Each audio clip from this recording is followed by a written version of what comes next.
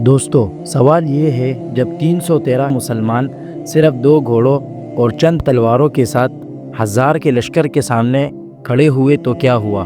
کیا وہ ڈر گئے یا ایمان کی طاقت نے تاریخ کا رخ موڑ دیا؟ جب معرکے کا آغاز ہوا تو بدر کے میدان میں دونوں لشکر آمنے سامنے کھڑے تھے۔ قریش کا غرور آسمان کو چھو رہا تھا اور مسلمانوں کے دل اللہ پر یقین سے بھرے ہوئے تھے۔ حدیث میں آتا ہے کہ رسول اکرم صلی اللہ علیہ وسلم نے اپنے ہاتھ اٹھا کر اللہ سے دعا کی، اے اللہ، اگر یہ چھوٹی سی جماعت ہلاک ہو گئی تو روئے زمین پر تیرا نام لینے والا کوئی نہ بچے گا۔ جنگ کا آغاز عرب کے پرانے دستور کے مطابق مبارزے سے ہوا۔ قریش کے 3 بڑے سردار عتبہ، شیبہ اور ولید بن عتبہ میدان میں نکلے۔ قریش کی فوج سے 3 قریشی نکلے اور کہا، حل میں مبارز، کیا کوئی ہے ہمارے مقابلے کا؟ اور مسلمانوں کو للکارا۔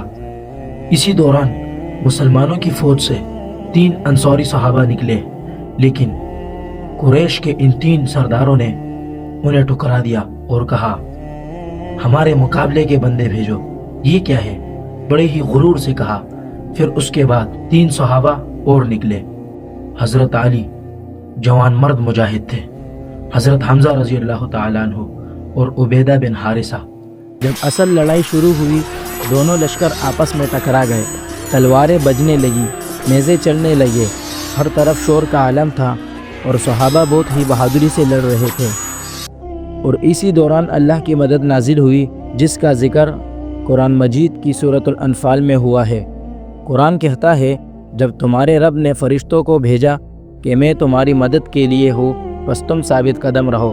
صحابہ رضی اللہ تعالیٰ عنہ کہتے ہیں، ہم دیکھتے تھے کہ دشمن کے سر کٹتے اور گر جاتے، حالانکہ کوئی قریب نہیں تھا۔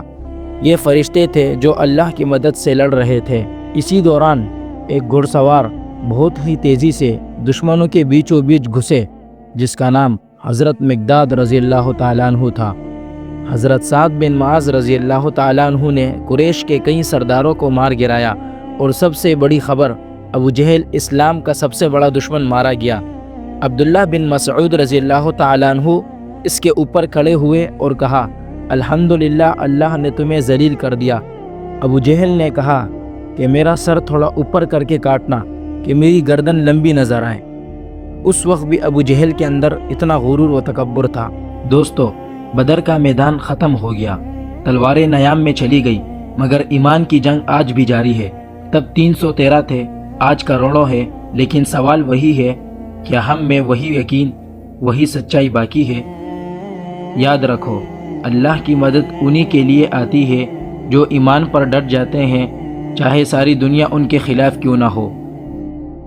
جیسے آپ نے جنگ بدر کے واقعے میں دیکھا کہ صرف 313 نے 1000 کے لشکر کو شکست دے دی۔ کیسے؟ یہ تھی اللہ کی مدد، کیونکہ وہ اپنے ایمان پر ڈٹ گئے تھے۔ سبسکرائب